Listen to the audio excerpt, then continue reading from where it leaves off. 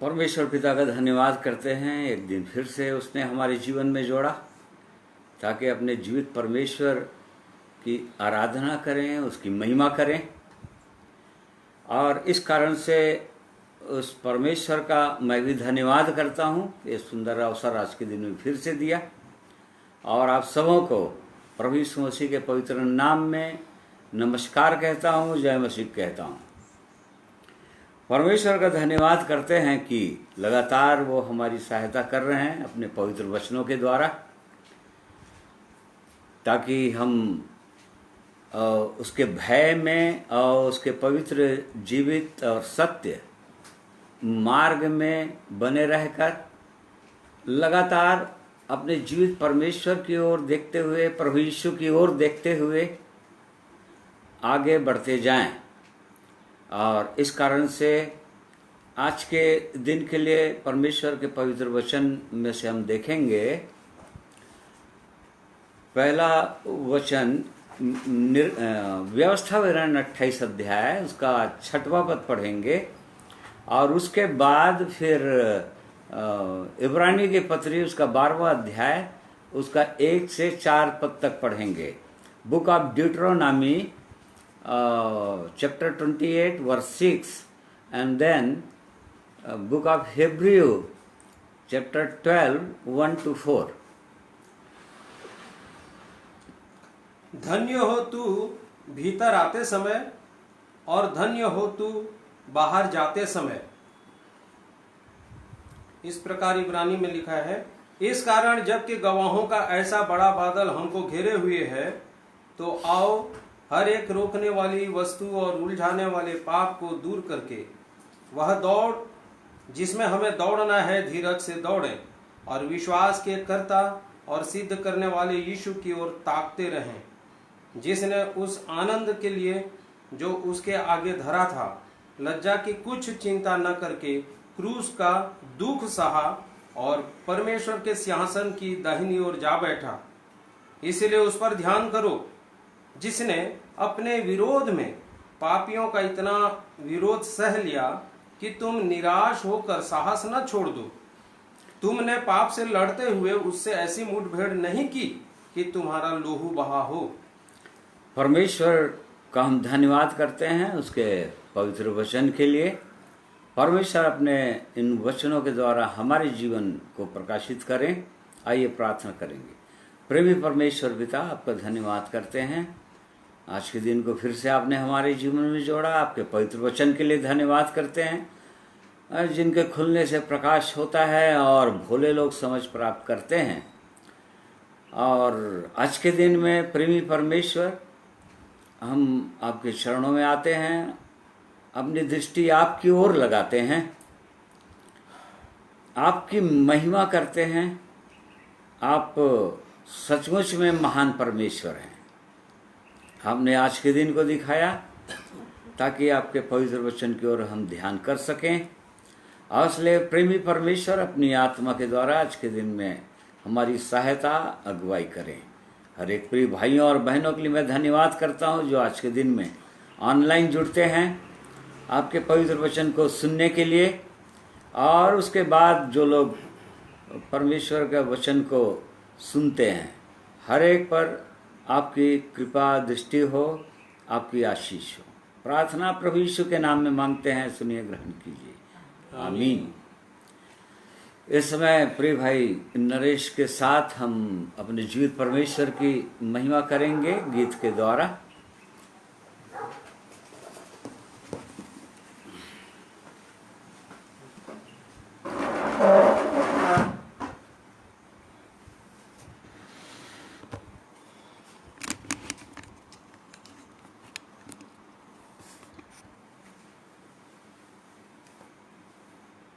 प्रभु यीशु मसीह के नाम से आपको सबको सलाम कहता हूँ। जय मसीह की।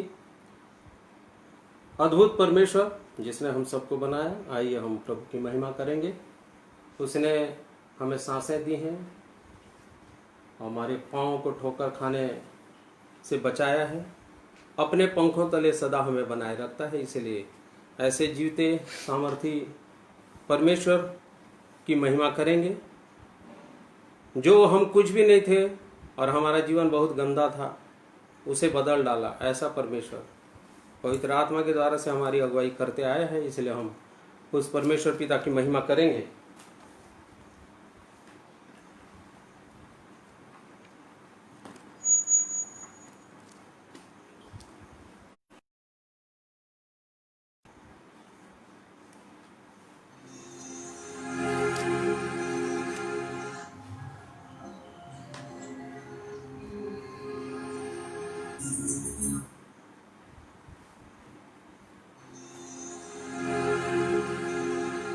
मेरे दिल तू ना होना निराश, तेरा यीशु मददगार है।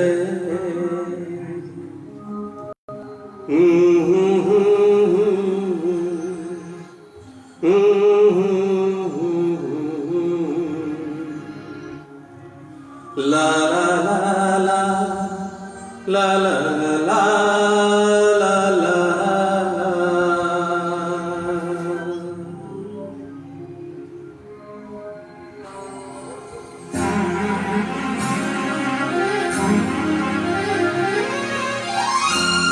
मेरे दिल तू न होना, तेरा यीशु मददगार है। मेरे दिल तू न होना निराश, मेरा यीशु मददगार है। पोंछ देगा तेरे आंसू, वो पोंछ देगा तेरे आंसू, फिर क्यों तू गमजार है। मेरे दिल तू न होना निराश, तेरा यीशु मददगार है। मेरे दिल तू न होना निराश, तेरा यीशु मददगार है।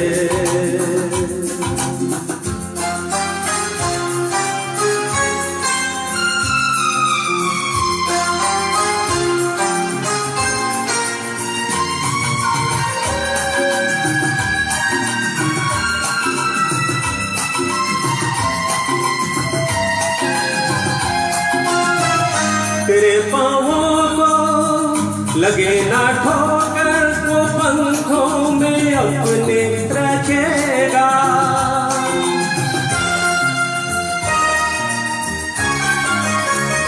तेरे पाँवों में लगे ना ठोकर, वो पंखों में अपने रखेगा। कोई भी झोंका तेरे दामन को छूकर गुजर ना सकेगा। वही रखवाला उसी ने संभाला, वही रखवाला उसी ने संभाला, करता वही प्यार है। मेरे दिल मेरा तेरा यीशु मददगार है। वो पोंछ देगा तेरे आंसू, वो पोंछ देगा तेरे आंसू, फिर क्यों तू गमजार है। मेरे दिल तू न होना निराश, तेरा यीशु मददगार है। यीशु न होना निराश, तेरा यीशु मददगार है।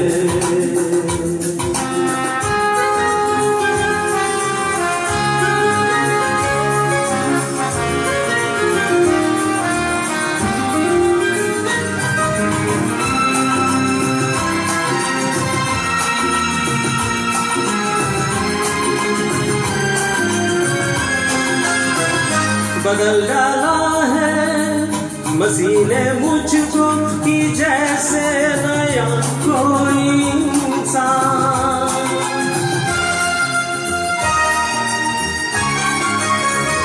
बदल डाला है मसीह ने मुझको कि जैसे नया कोई इंसान। पुरानी बातें पुरानी याद न रह सकती है मुझ में जिंदा, वो मुझ में हरदम, मैं उसमें हरदम, वो मुझ में हरदम, मैं उसमें हरदम। मेरी वो पहचान है, मेरे दिल तू न खोना निराश, तेरा यीशु मददगार है। वो पोंछ देगा तेरे आंसू, वो पोंछ देगा तेरे आंसू। फिर क्यों तू गमजार है, मेरे दिल तू न होना निराश, तेरा यीशु मददगार है। मेरे यीशु न होना निराश, मेरा यीशु मददगार है।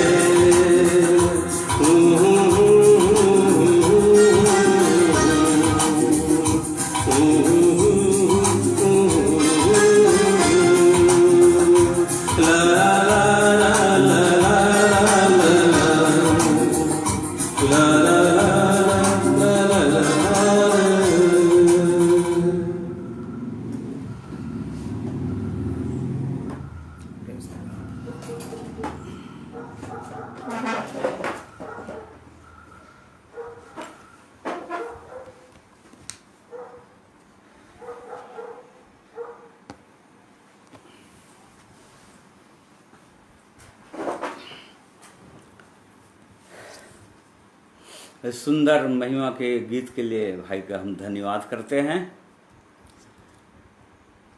और उस परमेश्वर का भी धन्यवाद करते हैं कि जो हमको कदम ब कदम पाँव पाँव लिए चलता फिरता है, और इस कारण से आगे भी ले जाएगा वो, ये उसकी प्रतिज्ञा है।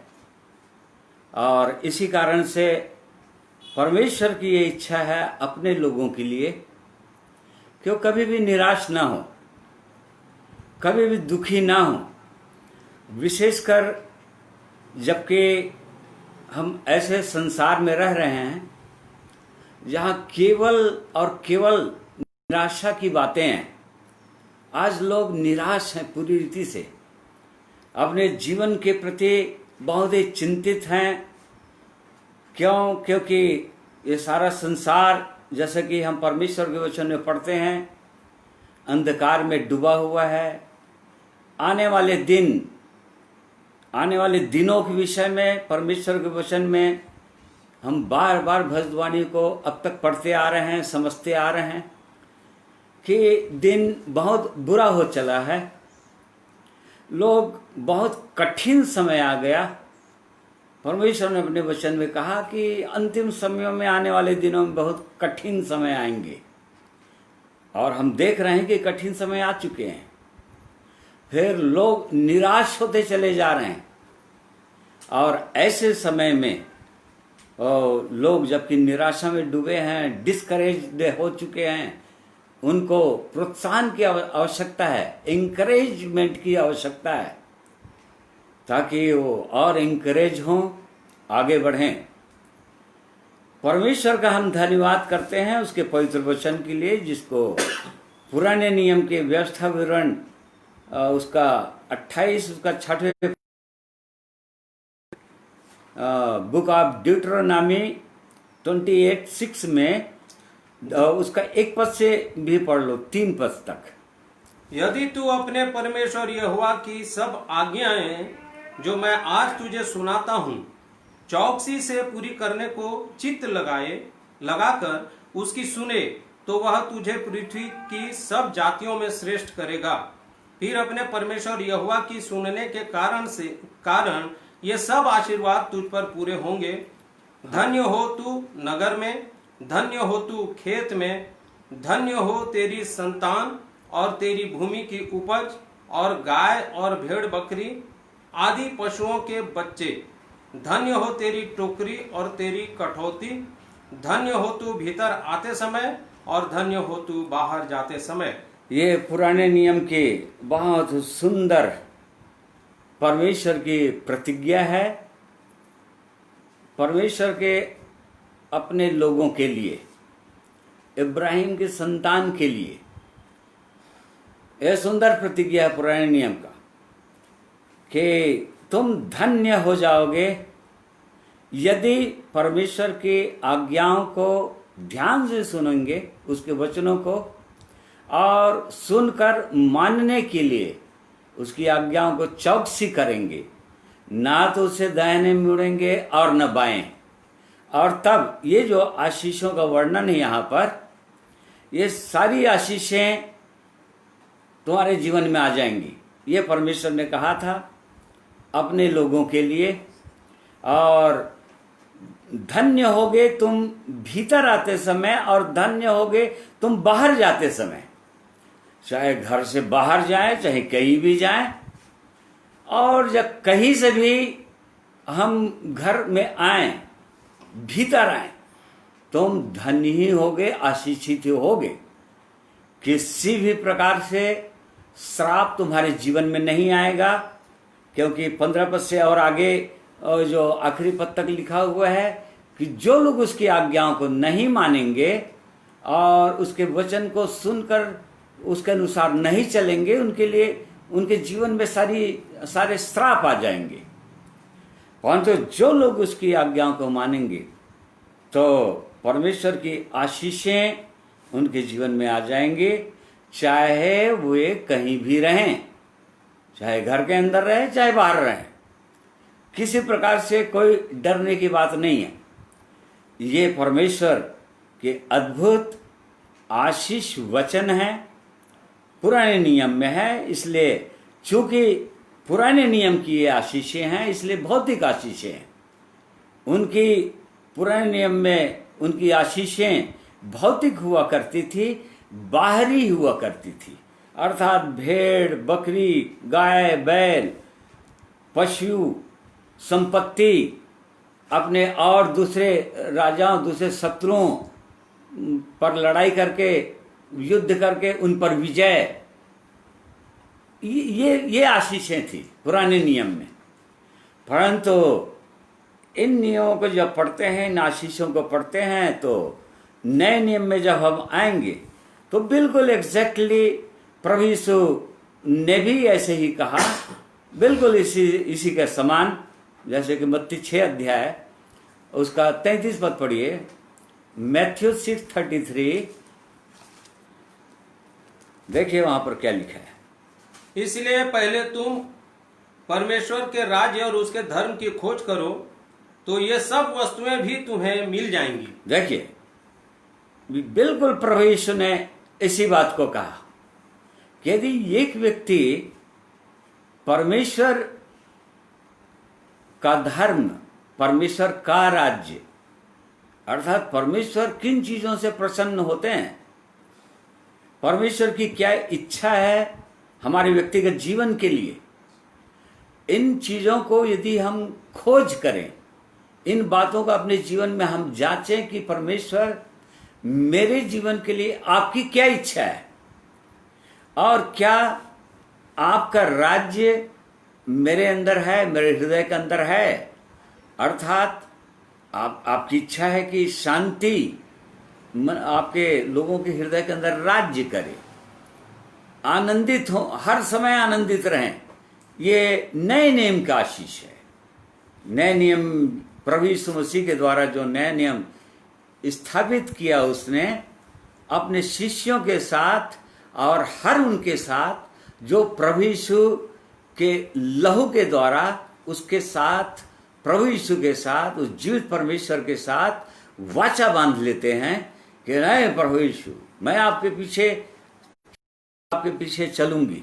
जो लोग ऐसा वाचा बांध लेते हैं और उसके वचनों के अनुसार जैसे ही चलने लगते हैं, अपने व्यक्तिगत जीवन में ढूंढते हुए परमेश्वर की सिद्ध इच्छाओं को, उसकी मनसाओं को, उसका वचन को मानने लगते हैं, उसके वचनों को ध्यान से सुनने लगते हैं और उसके अनुसार चलने लगते हैं, तब यहां पर प्रभु यीशु ने इस बिल्कुल सेम उसी आशीष को नए नियम में भी बताया। परंतु ये नए नियम की आशीष है, ये और स्टैंडर्ड है। ना केवल बाहर भौतिक आशीषें तुम्हारे जीवन में होंगी, अर्थात किसी प्रकार से कोई कमी घटी नहीं होगा। इसका मतलब करोड़पति, अरबपति और खरबपति नहीं बन जाओगे, परंतु परमेश्वर की आशीषें होगी और हृदय के अंदर होगी। परमेश्वर का आनंद, परमेश्वर की शांति, परमेश्वर का प्रेम, ये अद्भुत आशीषों का वर्णन किया।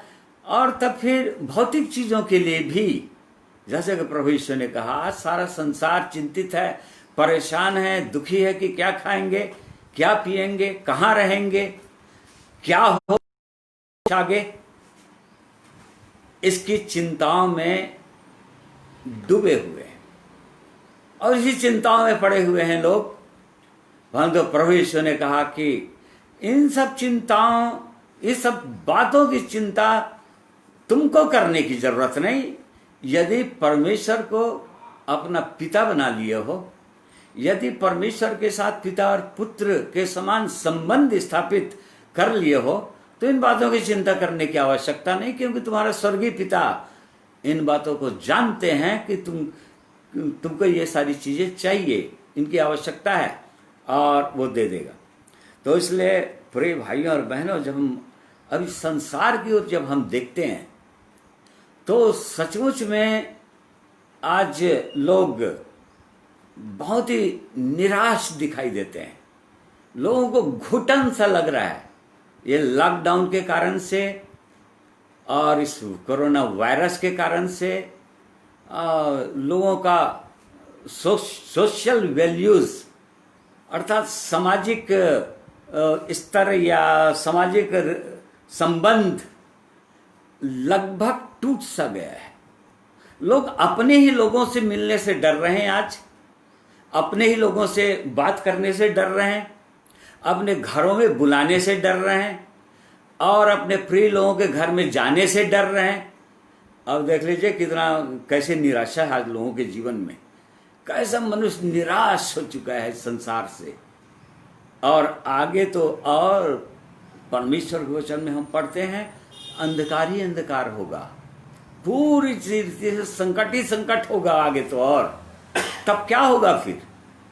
ऐसे दशा में परमेश्वर के लोगों के लिए परमेश्वर ने बहुत ही सुंदर, बड़ी बड़ी, बहुमूल्य प्रतिज्ञाओं को अपने वचन में रख दिए हैं, जो 100% सत्य है, जो परमेश्वर के लोगों में पूरा होता है उनके जीवन में।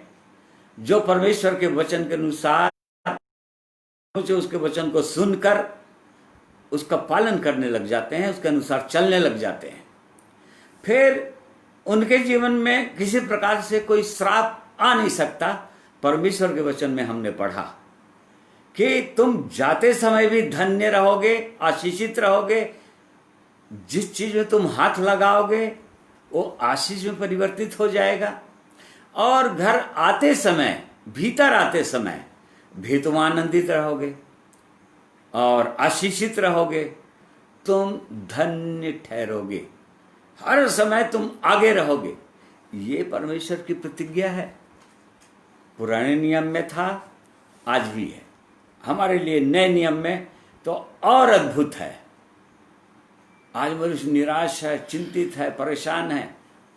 ये वाली प्रतिज्ञा पुराने नियम में नहीं था कि मनुष्य क्रोध से बच सकता है, मनुष्य जो है अपने बुरी लालसाओं से बच सकता है, निराश होने से बच सकता है, चिंतित परेशान होने से बच सकता है। ये प्रतिज्ञा पुराने नियम में नहीं थी।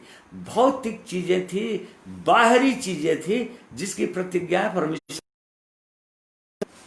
परंतु नए नियम में तो और उत्तम उत्तम प्रतिज्ञाएं हैं। जो लोग परमेश्वर के वचन के अनुसार और सचमुच प्रभु यीशु के साथ जिन्होंने वाचा बांध लिया है, प्रभु यीशु का पवित्र रक्त का छिड़काव उनके हृदय के अंदर हो गया है, उनको डरने की आवश्यकता नहीं, क्योंकि वो आशीषित हो चुके हैं। परमेश्वर ने पुराने नियम में कहा था इस्राएलियों को, बिलाम को कहा था कि परमेश्वर के लोग आशीषित हो चुके हैं, उन पर श्राप लग ही नहीं सकता। देख लीजिए मेरे प्रिय भाइयों, यदि हम नए नियम के विश्वासी हैं, बोल रहे हैं प्रभु यीशु का रक्त हमारे हृदय के अंदर आया है, तो क्या सोचते हैं, क्या किसी भी प्रकार से कोई श्राप उसके लोगों को लग सकता है? क्या श्रापित हो सकते हैं किसी प्रकार से?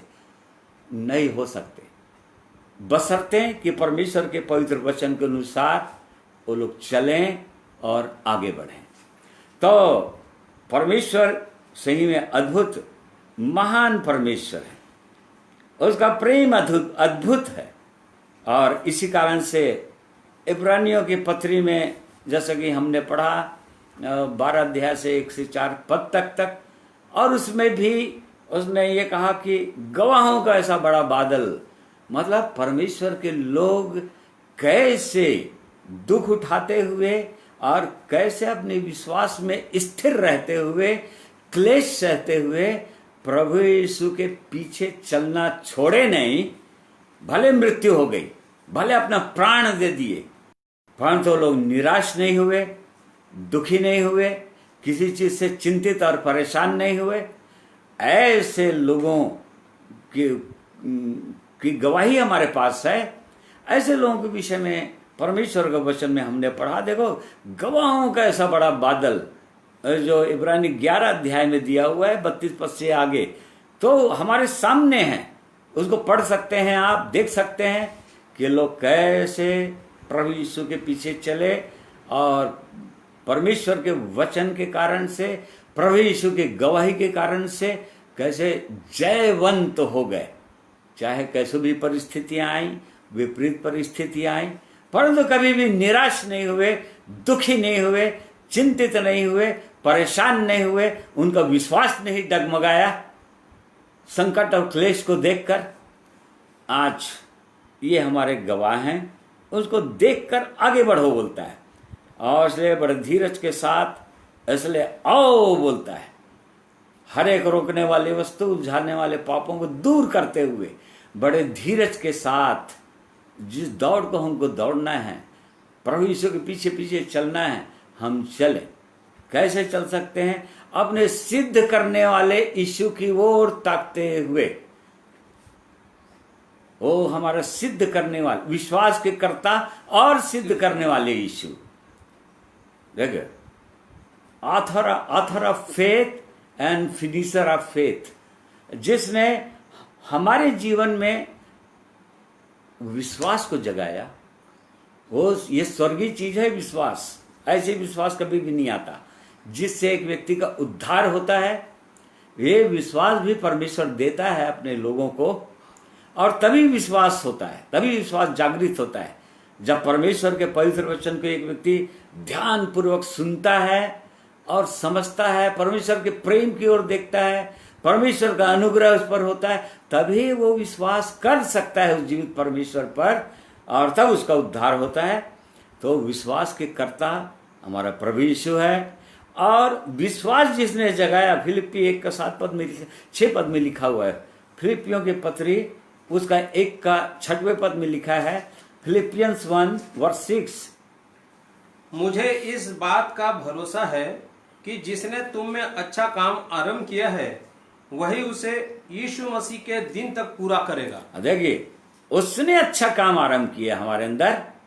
हमने अच्छा काम नहीं किया, हम परमेश्वर के पास आना चाहते थे इसलिए आए, ऐसा नहीं। हमने परमेश्वर से प्रेम किया, प्रभु यीशु से प्रेम किया इसलिए उसने प्रेम किया, ऐसा नहीं। वो तो विश्वास का करता है, उसने हमारे जीवन में अच्छा काम आरंभ किया, जिनके जीवन में किया है। सचमुच में बहुत सुंदर कार्य उसने, स्वर्गीय कार्य आरंभ कर दिया है। एक अपने विश्वास करने वाले भाई या बहन के जीवन में, विश्वासियों के अंदर, उद्धार पाए हुओं के अंदर। और यहां पर परमेश्वर की प्रतिज्ञा है कि जिसने अच्छा काम आरंभ किया वो पूरा भी करेगा उसको, क्योंकि वो फिनिशर भी है, परफेक्टर भी है। वो परफेक्ट कर देगा हमको। एक दिन हम उसके परफेक्शन को प्राप्त कर लेंगे। प्रभु यीशु की सिद्धता को एक दिन हम प्राप्त कर लेंगे यदि विश्वास योग्यता के साथ परमेश्वर के पवित्र वचन के अनुसार लगातार चलते रहेंगे, तो विश्वास करते हुए। इसलिए प्रिय भाइयों और बहनों, चाहे संसार में कितनों उहापोह हो, कितने अपहीवल होते रहें, कितनों भी कैसों भी निराश करने वाली या निराशाजनक बातें हमको दिखाई दें, जैसा कि आज संसार में दिखाई दे रहा है।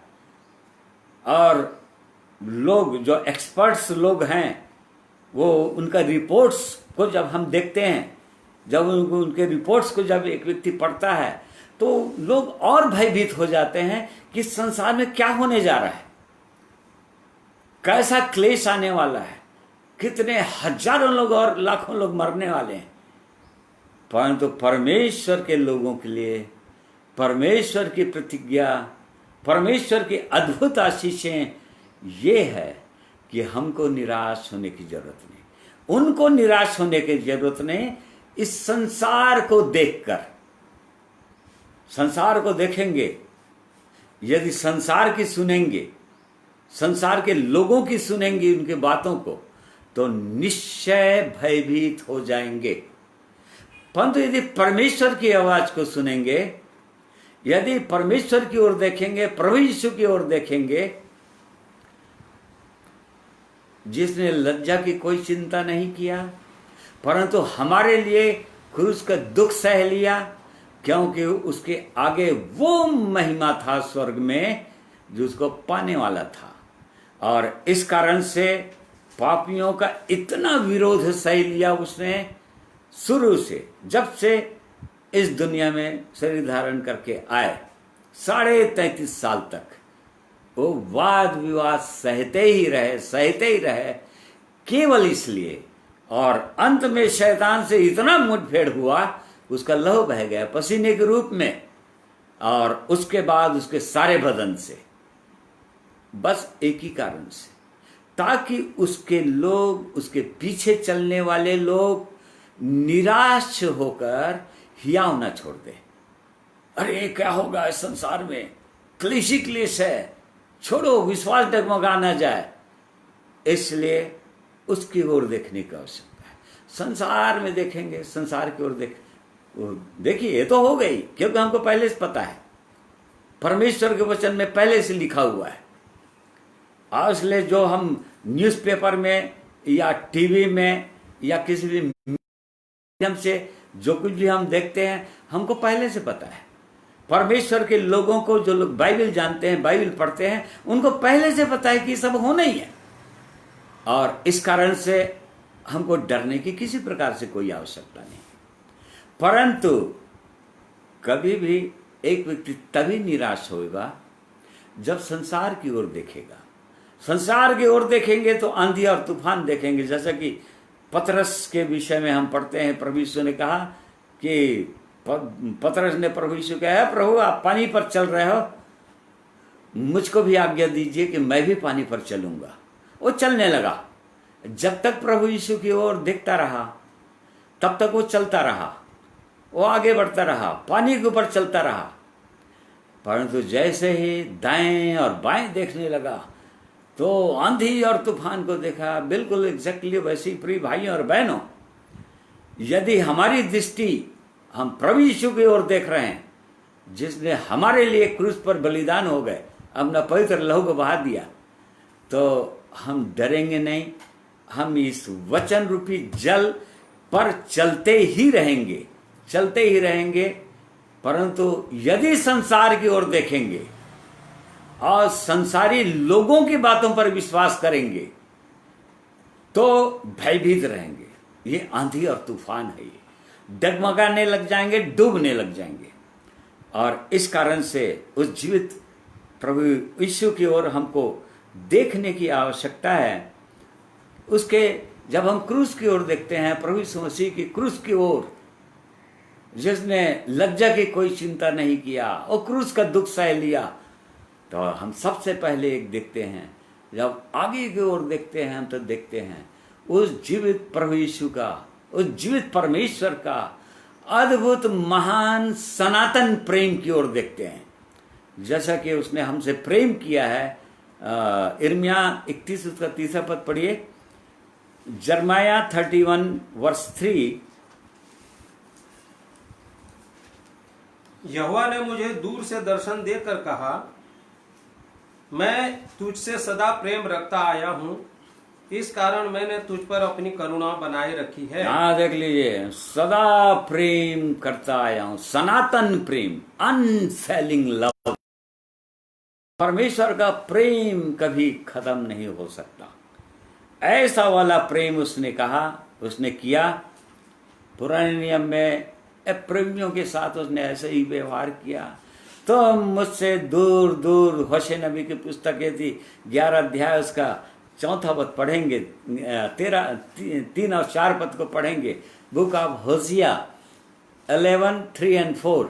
तो वहां पर देखिए परमेश्वर का प्रेम कैसा प्रेम है, ये हमको समझ में आता है। 11 अध्याय उसका 3 और 4 पद। मैं ही एप्रेम को पांव पांव चलाता था और उनको गोद में लिए फिरता था, परंतु वे न जानते थे कि उनका चंगा करने वाला मैं हूँ। मैं उनको मनुष्य जानकर प्रेम की डोरी से खींचता था, और जैसा कोई बैल के गले की जोत खोलकर उसके सामने आहार रख दे, वैसा ही मैंने उनसे किया। देखिए, यह परमेश्वर का महान प्रेम है अपने लोगों के लिए। ये उनके विषय में लिखा है जो बार बार परमेश्वर से दूर हो जा रहे थे, अपनी इच्छाओं को पूरा कर रहे थे, संसार की ओर देख रहे थे और संसार चाह रहे थे, परंतु परमेश्वर का प्रेम, अद्भुत प्रेम, सनातन प्रेम, अनफेलिंग लव उनके जीवन में था, जिनके विषय में परमेश्वर का विचार ऐसा था। उनको मैं प्रेम की डोरी से खींचता था। मेरे प्रिय भाइयों और बहनों, उस जीवित परमेश्वर का प्रेम कभी खत्म नहीं होता, चाहे हम कैसे भी हों। एक मनुष्य इस जीवन को पाकर चाहे किधर भी चला जाए, परंतु उसका प्रेम खत्म नहीं होता, उसकी प्रतिज्ञाएं समाप्त नहीं होती, क्योंकि उसकी प्रतिज्ञाएं सत्य है। उसने कहा, मैं तुझे न छोड़ूंगा और न ही त्यागूंगा। वो तो मनुष्य जो है संसार की ओर प्रेम करने लग जाता है, संसार से प्रेम करने लग जाता है। मनुष्य जो है परमेश्वर से दूर हो जाता है, परमेश्वर की प्रतिज्ञाओं को ठुकरा देता है, परंतु परमेश्वर की ओर से नहीं होता, मनुष्य की ओर से होता है। जैसे कि हम प्रभु यीशु के विषय में पढ़ते हैं, अंतिम समय में जब प्रभु यीशु क्रूस पर जाने वाले थे और उससे पहले रात को पहले प्रभु भोज उसने लिया, फसह के मेमना वध किया गया और फसह की तैयारी होने वाला था। इससे पहले प्रभु यीशु का अद्भुत प्रेम अपने शिष्यों के लिए, उन 12 शिष्यों के लिए वो कैसा था, देखिए पहला पद, जॉन 13:1, यूहन्ना का सुसमाचार 13 अध्याय उसका पहला पद। फसह के पर्व से पहले जब यीशु ने जान लिया कि मेरी वह घड़ी आ पहुंची है कि जगत छोड़कर पिता के पास जाऊं, तो अपने लोगों से जो जगत में थे जैसा प्रेम वह रखता था, अंत तक वैसा ही प्रेम रखता रहा। देखिए, उसको सब मालूम था, प्रभु यीशु को सब कुछ मालूम था कि उसका एक शिष्य यहूदा इस्करियोती उसको पकड़वाएगा चांदी की 30 सिक्के में। पतरस उसका जो प्रिय शिष्य था, जो हर समय आगे रहता था, वो प्रभु यीशु का 3 बार इनकार करेगा और कहेगा कि वो भी एक सर्वेंट गर्ल के सामने, सर्वेंट लड़की के सामने इनकार कर देगा। 3 बार इनकार करेगा कि मैं तुझे नहीं जानता, उस मनुष्य को मैं नहीं जानता। और उसके बाद वो भी जानते थे कि प्रभु यीशु के और बाकी शिष्य, उसके चेले उसको छोड़कर चले जाएंगे, वो अकेला हो जाएगा। उसके बावजूद यहां पर हम देखते हैं कि जैसा वो प्रेम आरंभ से किया उनसे, वो अंत तक करता ही रहा। उसका प्रेम खत्म नहीं हुआ। यह जानकर भी कि लोग मेरा इनकार करेंगे, ये जानकर भी कि यहूदा मुझको पकड़वाएगा, परंतु उसका प्रेम कभी कम नहीं होता। मेरे प्रिय भाइयों और बहनों, उसका प्रेम अद्भुत है। हम उड़ाऊ पुत्र के विषय में हम पढ़ते हैं लूका 15 अध्याय में, उसका 20 पद से पढ़ेंगे यदि, तो वहां पर हम पाते हैं कि वो उसका पुत्र, छोटा पुत्र, अपने पिता की संपत्ति लेकर दूर देश को चला गया, और जब सब कुछ खत्म हो गया तो अपने पिता के पास लौटा। पिता उसको गले लगाया। अब क्या सोचते हैं, वो पिता उस अपने वो उड़ाऊ पुत्र को, छोटा पुत्र को जब घर लौट गया तब उसने अपना प्रेम दिखाया क्या?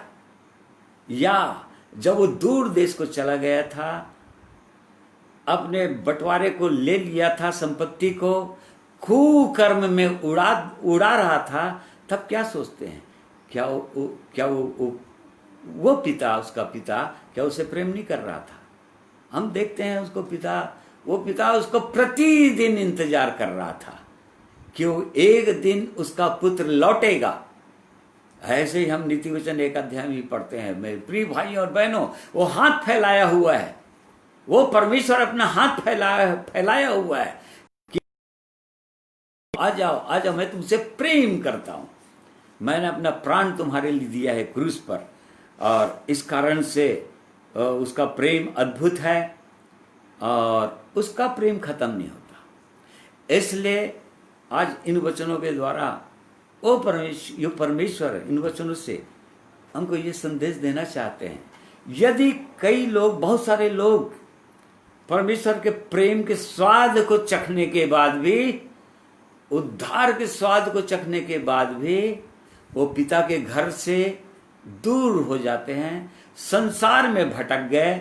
ऐसे लोग, जो लोग संसार में भटक गए, जो लोग और पापों में आ गए, परमेश्वर के पवित्र वचन की ओर ध्यान नहीं, उसके वचन की ओर उसको नहीं पढ़ते, उस पर विश्वास नहीं करते और भटक गए। ऐसे लोगों के लिए संदेश है, वो परमेश्वर का प्रेम है, वो परमेश्वर का प्रेम है। वो ऐसे लोगों के लिए अपने छिदे हुए हाथों को अभी भी फैलाए हुए हैं, क्योंकि उसका प्रेम अथाह है। और ऐसे लोगों को बुला रहा है, आ जाओ मेरे पास, आ जाओ, निराश मत हो, दुखी मत हो।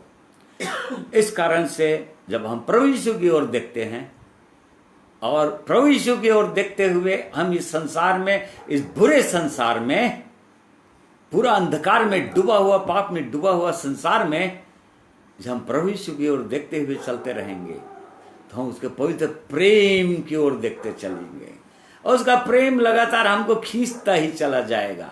ये उसका अद्भुत है।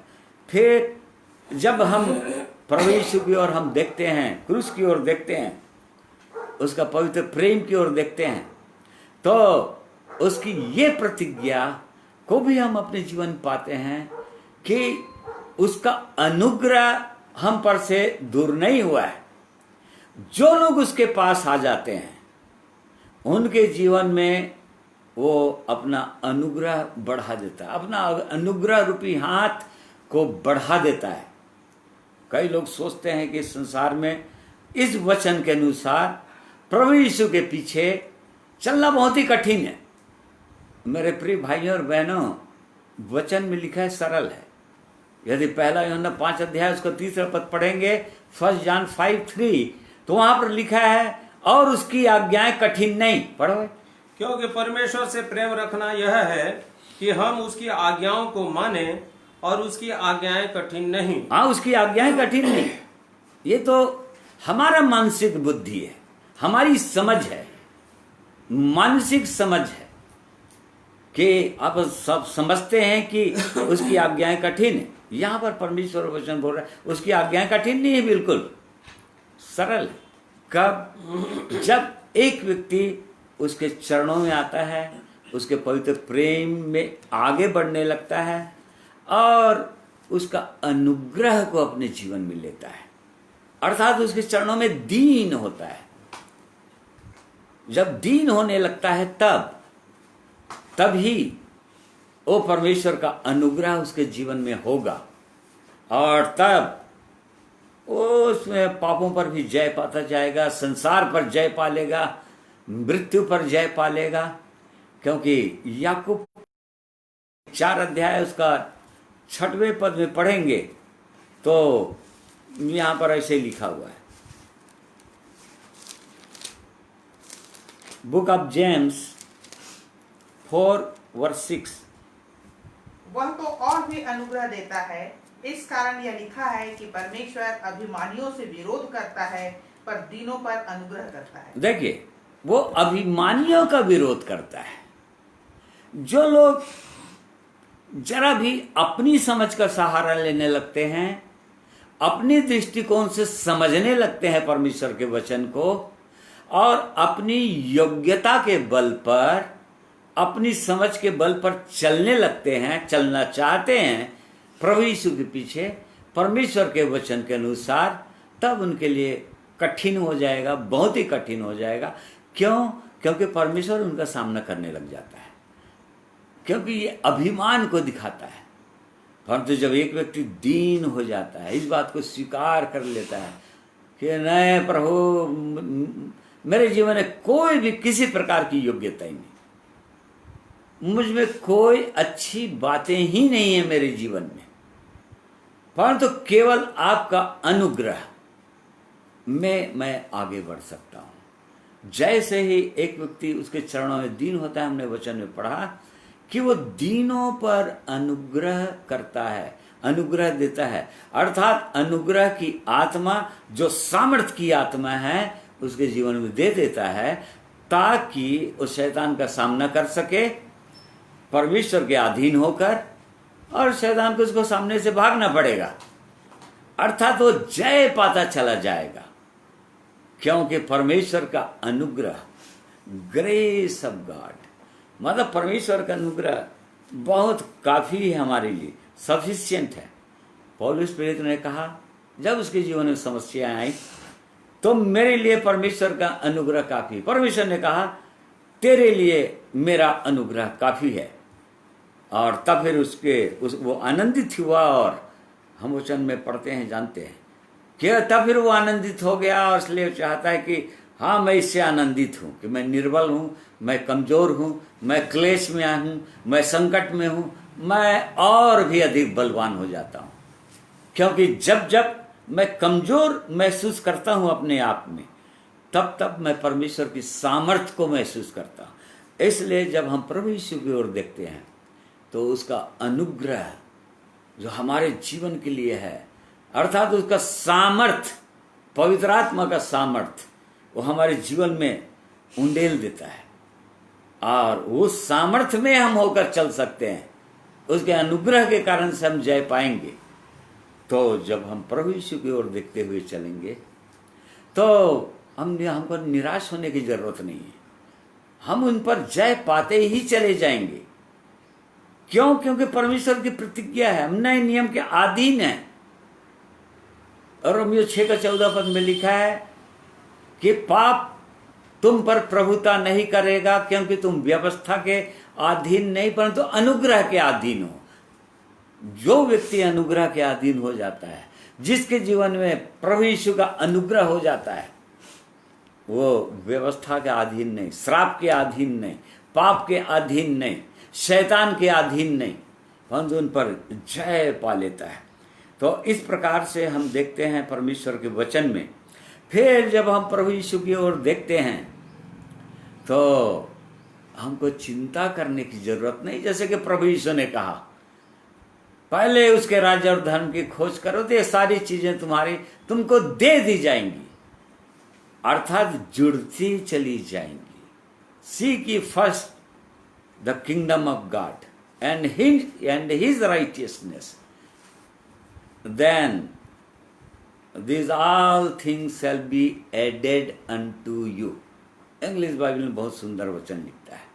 एक एक प्रतिज्ञाएं, एक एक आशीषें तुम्हारे जीवन में जुड़ती चली जाएंगी।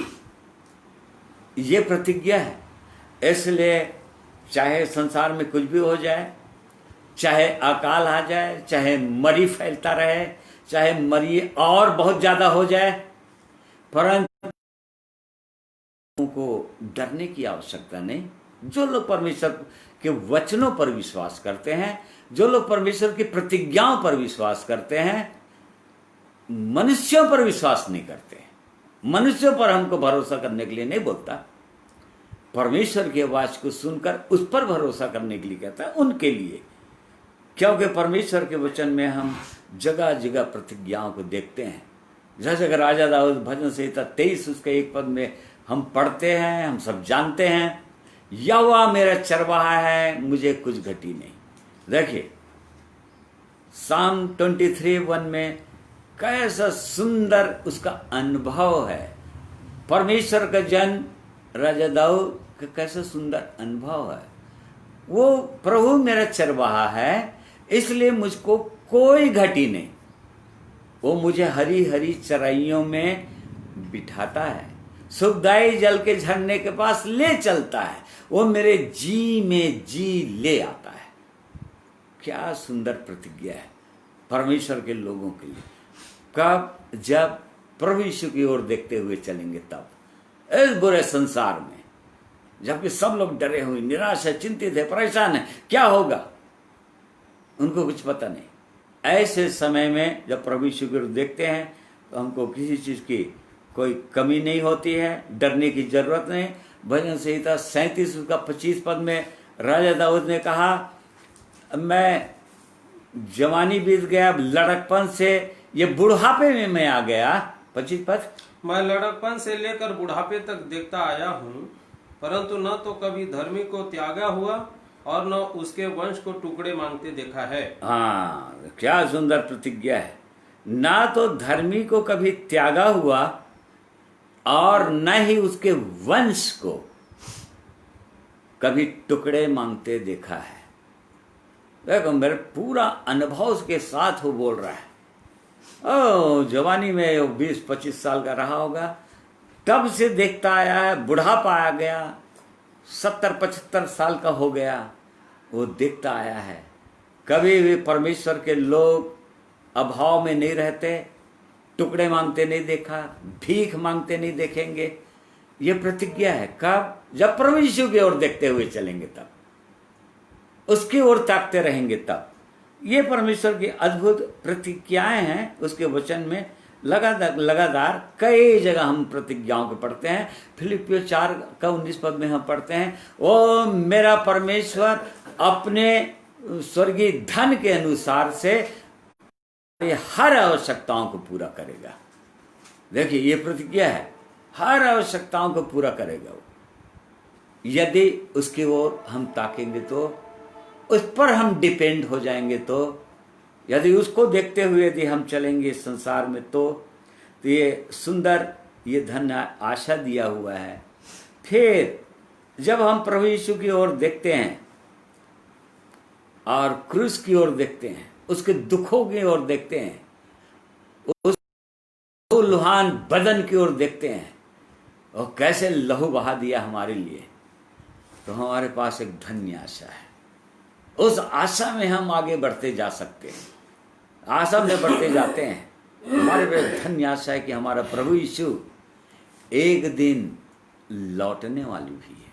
वो जो स्वर्ग गए, उसने प्रतिज्ञा किया अपने चेलों के साथ कि जिस प्रकार से मुझको तुम जाते हुए देख रहे हो स्वर्ग की ओर, एक दिन मुझको आते हुए भी देखोगे। और ये धन्य आशा हमारे पास है। हम पहला थिस्सलुनीके 4:13 से आगे पढ़ते हैं कि उनके समान दुखी, चिंतित, परेशान, निराश मत हो, जिनके पास कोई आशा ही नहीं। आज इस संसार में लोगों के पास कोई आशा नहीं मेरे प्रिय भाइयों और बहनों, परंतु परमेश्वर के लोगों के पास, जिनके पास उद्धार का अनुभव है, उनके पास परमेश्वर धन्य आशा दिया। 13 पद पढ़िए भाई।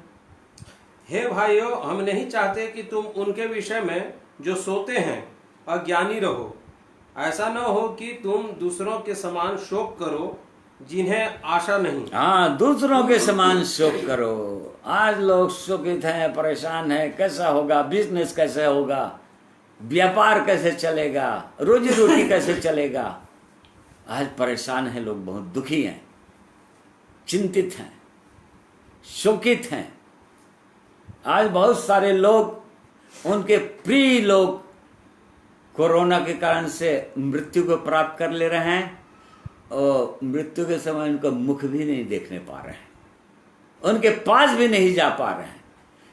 यहाँ तक पेपर में हमने पढ़ा, उनके घर में उनके प्रिय लोग उनके पास नहीं जा पाए, उनके डेड बॉडी को हाथ भी नहीं लगाए। क्या स्थिति आ गई है मनुष्य की। कैसा मनुष्य परेशान है, दुखी है, निराश है, चिंतित है। ये ऐसे लोग हैं जिनको कोई आशा नहीं। तुम उनके समान निराश मत हो। परमेश्वर का वचन बोलता है तुम उनके समान निराश मत हो, क्योंकि उनके पास कोई आशा ही नहीं है। परंतु जिनके पास आशा है, प्रिय भाइयों और बहनों, हमारे पास जो आशा है कि हमारा प्रभु यीशु आएंगे, बादलों पर आएंगे। यदि हम मर भी जाएंगे तो हम जिएंगे, और यदि जीवित रहेंगे, प्रभु यीशु का आगमन हो गया तो हम बादलों पर उठा लिए जाएंगे। इसलिए उसी का 18 पद देखिए। 18 पद में क्या लिखा है? 18 फर्स्ट थेसलोनियंस 4:18 17 और 18। तब हम जो जीवित और बचे रहेंगे उनके साथ बादलों पर उठा लिए जाएंगे कि हवा में प्रभु से मिलें, और इस रीति से हम सदा प्रभु के साथ रहेंगे। इस प्रकार इन बातों से एक दूसरे को शांति दिया करो। हाँ, ये जो प्रभु की इच्छा है। इसलिए जो लोग निराश हो रहे हैं, जो लोग दुखी हो रहे हैं, जो लोग चिंतित हैं पूरी रीति से, जो लोग भयभीत हैं, परमेश्वर के लोगों को चाहिए कि उनको शांति दे, उनके ढाढ़स को, उनके हियाव को और बढ़ा दे, ताकि वो निर्भय हो जाए, डरे नहीं। हाँ, परमेश्वर की ओर देखने लग जाए, उस जीवित परमेश्वर की ओर ताकने लग जाए, प्रभु यीशु की ओर ताकने लग जाए, क्योंकि उसने प्रतिज्ञा किया है, वो आरंभ किया है अच्छा कार्य हमारे हृदय के अंदर, हमारे जीवन के अंदर। वो ऐसे ही बीच में छोड़ नहीं देगा, उसको पूरा भी करेगा। वो उसकी प्रतिज्ञा है। इसलिए हमको डरने की कोई आवश्यकता नहीं, परंतु हमको शांति देना चाहिए। हम जान रहे हैं कि प्रभु यीशु का आगमन बहुत निकट है और हमारे पास ये धन्य आशा है। बस इसलिए वचन में लिखा है, रोमियो 12:12 में लिखा है कि आशा में आनंदित रहो। हमको उस धन्य आशा में आनंदित होना चाहिए। इस संसार को देखकर निराश, चिंतित, परेशान और दुखी नहीं होना चाहिए, डरना नहीं चाहिए, परंतु हमारे पास एक धन्य आशा है जिसको देखकर विश्वास के साथ हमको आनंदित होना चाहिए।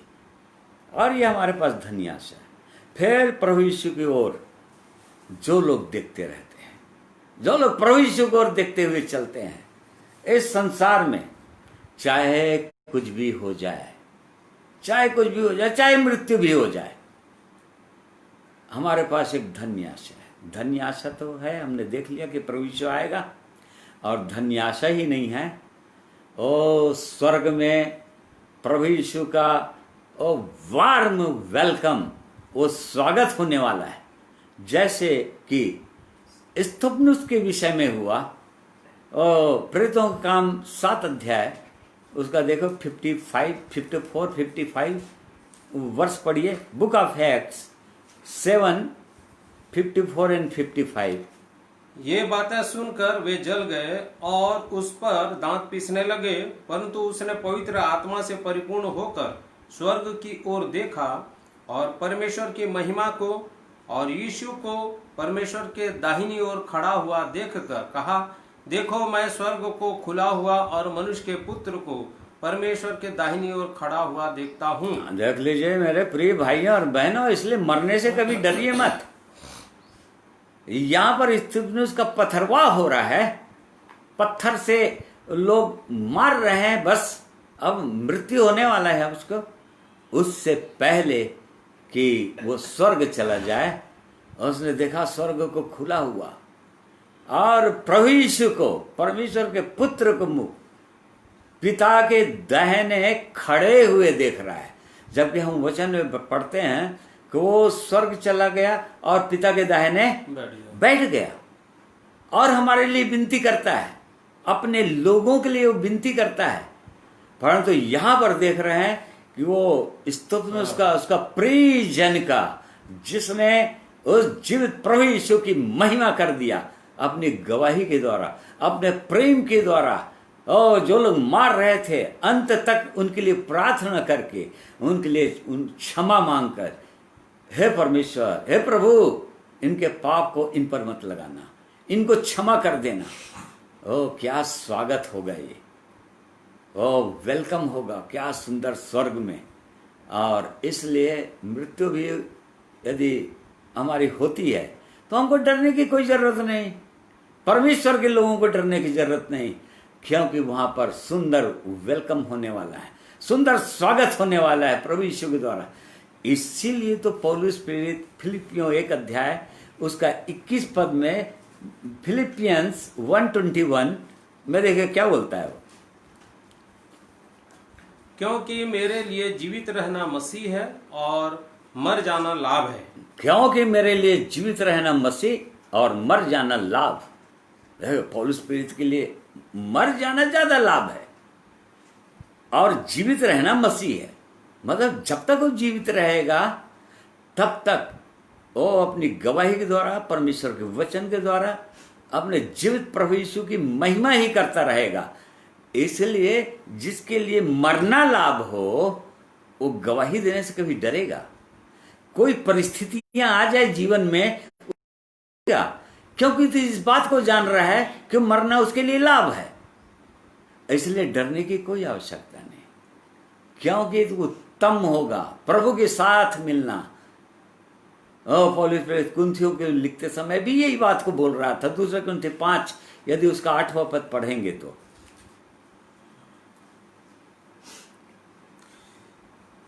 इसलिए हम ढाढ़स बांधे रहते हैं और देह से अलग होकर प्रभु के साथ रहना और भी उत्तम समझते हैं। हाँ देखिए, ढाढ़स बांधे रहते हैं और देह से अलग होकर प्रभु के साथ रहना और भी उत्तम समझते हैं। मतलब अभी तो हम प्रभु यीशु से वो फेस टू फेस नहीं देख रहे हैं, उसके साथ साथ नहीं है, स्वर्ग में अलग हैं, हम इस पृथ्वी पर हैं, परंतु एक दिन हम उसके साथ रहेंगे, वो और कितना उत्तम होगा, ये पौलुस बोल रहा है। इसीलिए वो फिलिपियों 1 उसका 23 पद भी पढ़ लीजिए, फिलिपियंस 1:23, क्योंकि मैं दोनों के बीच अधर में लटका हूं, जी तो चाहता है कि कुछ करके मसीह के पास जा रहा हूं, क्योंकि यह बहुत ही अच्छा है। हाँ देखिए, बहुत ही अच्छा है पौलुस प्रेरित के लिए। मेरे और आपके लिए कैसा है, हमको जांचना चाहिए। क्या हम मृत्यु से डरने वाले लोग हैं और इस कारण से हम प्रभु यीशु की गवाही नहीं दे सकते, लोगों को वचन के अनुसार चलने से डरते हैं, भयभीत हैं इस संसार से? नहीं प्रिय भाइयों और बहनों, वो तो उसका जी चाहता है कि वो चला जाए इस पृथ्वी को छोड़कर। ये पौलुस की गवाही है। हमारी, मेरी और आपकी क्या गवाही है, इसको हमको जांचना चाहिए, देखना चाहिए, क्योंकि ये धन्य बात होगा, बहुत ही धन्य बात होगी, ये आशीष की बात होगी।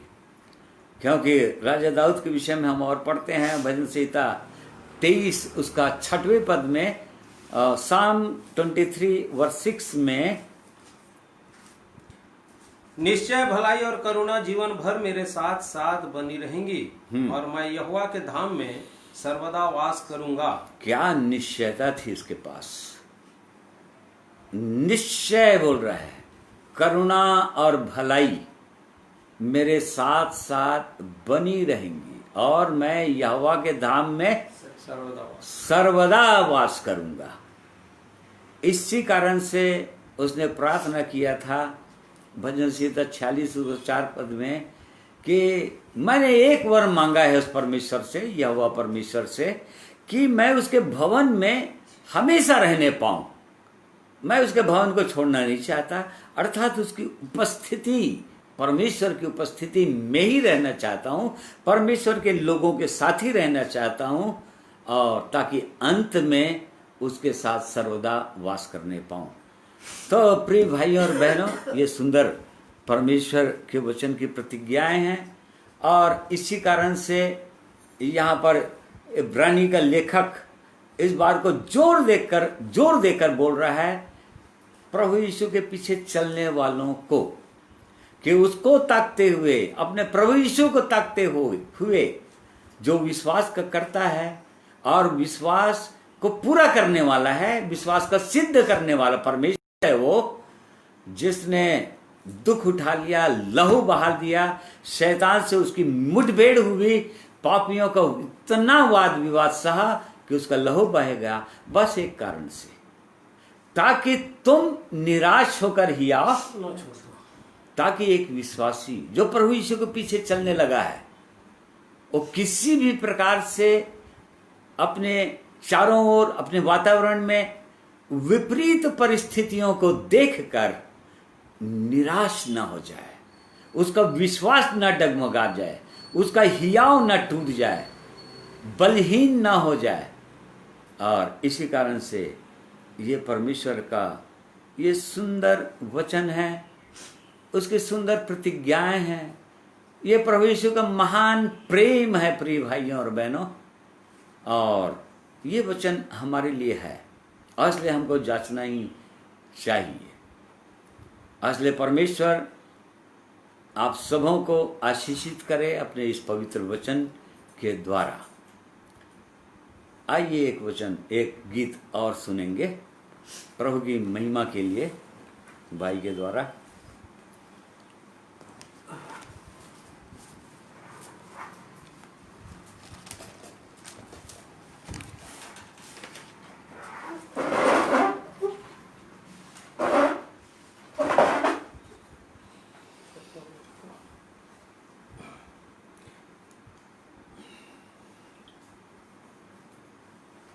वही वचन को पढ़ेंगे क्या? कौन सा? सिद्ध करने वाले यीशु की ओर ताकते रहो। हाँ।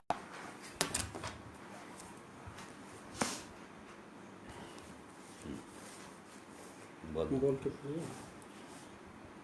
जिस वचन के प्रकाश में हमको बैठने का अनुग्रह मिला, उस वचन एक बार फिर से भाई चाहते हैं कि उसके लिए पढ़ें कि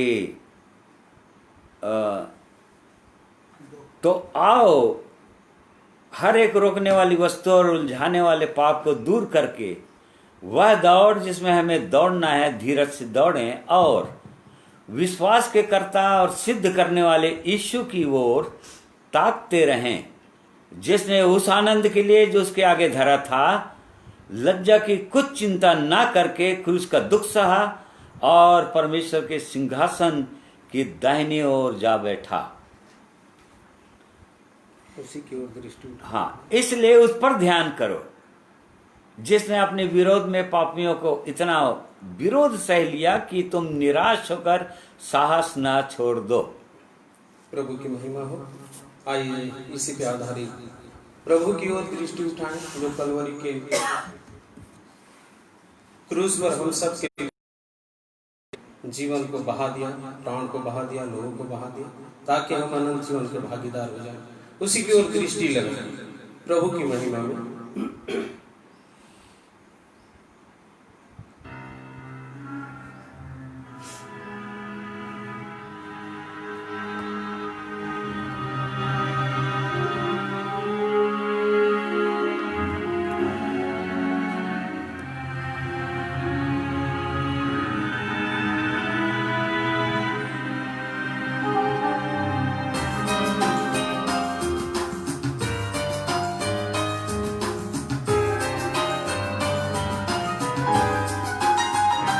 क्या दिख रहा मेरा मसीह जो क्रूस पर लटका हुआ, लटका हुआ, लटका हुआ, क्या दिख रहा मेरा मसीह।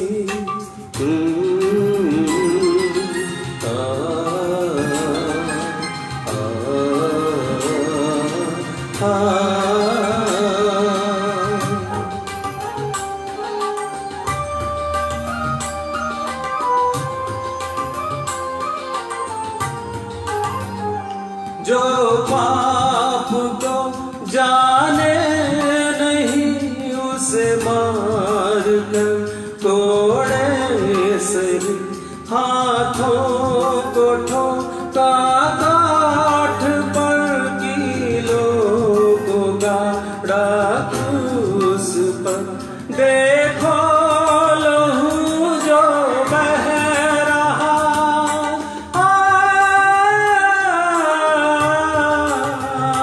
देखो लहू जो बह रहा, हमारे साथ तेरे लिए क्या दिख रहा मेरा मसीह।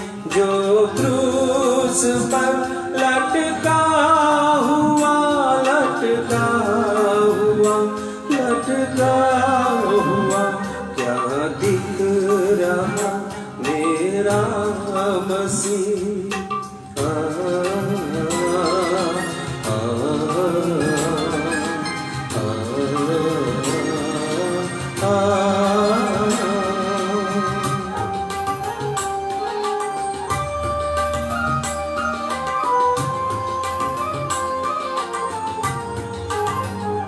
चेहरे पे तूने थूका जो आशीष, वो तुझको दिया। भाले से तूने मारा भी जीवन जल तुझको दिया। कैसा वो दुख, कैसा वो गम,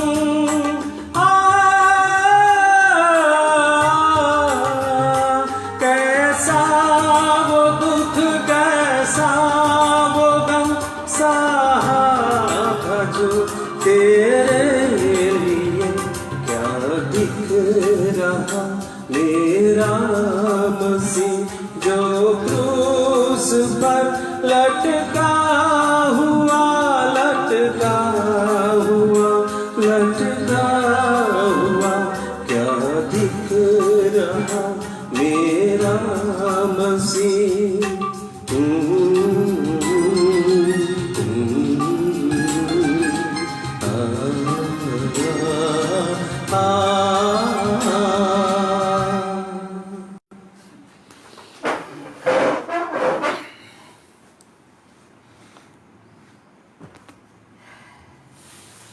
परमेश्वर का धन्यवाद करते हैं उसके अद्भुत महान प्रेम के लिए, क्रूस पर के प्रेम के लिए। सच में वो प्रभु यीशु अपने प्राण को मनुष्य को दे दिया, अपने लहू को बहा दिया। उसका रूप इतना बिगड़ा हुआ था, वचन में लिखा है कि वो मनुष्य का सा नहीं दिखाई दे रहा था। मेरे प्रिय भाइयों और बहनों, केवल इसलिए कि जो लोग अधोलोक में जाने वाले हैं, जो लोग नरक में जाने वाले हैं, उनका सुंदर रूप एकदम बिगड़ जाएगा, कुरूप हो जाएंगे वो लोग। भजन संहिता 49 अध्याय में लिखा हुआ है, साम 49 में लिखा हुआ है। और इस कारण से मेरे प्रभु यीशु का चेहरा इतना बिगाड़ दिया गया था, हमारे प्रभु यीशु का चेहरा इतना बिगाड़ गया, इतना बिगड़ा हुआ था क्रूस पर कि वो मनुष्य का समान नहीं दिख रहा था, ताकि हमारा सुंदर चेहरा न बिगड़ने पाए कभी भी अधोलोक में, आग की झील में। परंतु अपने सुंदर चेहरे को, जो परम सुंदर है प्रभु यीशु मनुष्यों में, उसको हम देख सकें, उसके साथ हमेशा हमेशा के लिए रह सके। आज ले परमेश्वर आप सबों को आशीषित करें। आइए प्रार्थना करेंगे। प्रेमी परमेश्वर पिता, आपका धन्यवाद करते हैं आपके पवित्र प्रतिज्ञाओं के लिए जो हमने पढ़ा, आपके उत्तम आशीषों के लिए जो अपने लोगों को देते हैं। आप अपने लोगों को के लिए आपने रख दिया है प्रभु, ताकि आपके लोग हर समय आनंदित रहें, हृदय के अंदर शांति बनी रहे हर समय, और आपका प्रेम से भरपूर रहें हर समय। ये आपकी सिद्ध इच्छा है, और बिल्कुल आपकी ओर देखते हुए प्रभु यीशु, आपके पवित्र प्रेम की ओर देखते हुए, आपके पद चिन्हों को देखते हुए लगातार आगे बढ़ सकें, और कभी भी हमारा विश्वास डगमगाने ना पाए, हमारा हियाव टूटने ना पाए, कभी भी आपके लोग निराश न होने पाए। ये आपकी इच्छा है। आपका धन्यवाद करते हैं, आपने आज के वचन को बोलने में सबों की सहायता अगुवाई किया है। हर एक को आशीष से भर दीजिए प्रभु। प्रार्थना प्रभु यीशु के नाम में मांगते हैं, सुनकर ग्रहण कीजिए, आमीन। प्रिय भाइयों और बहनों, मैं आप सबों का धन्यवाद करता हूँ। आप लोग बड़े धीरज के साथ परमेश्वर के वचन को सुने हैं, और इसलिए और भी प्रभु के चरणों में दीन और नम्र होकर आ जाइए, और उस परमेश्वर का अनुग्रह को और अपने जीवन में मांगिए, भरपूर हो जाइए। परमेश्वर हर एक को आशीषित करे। आप सबों को जय मसीह।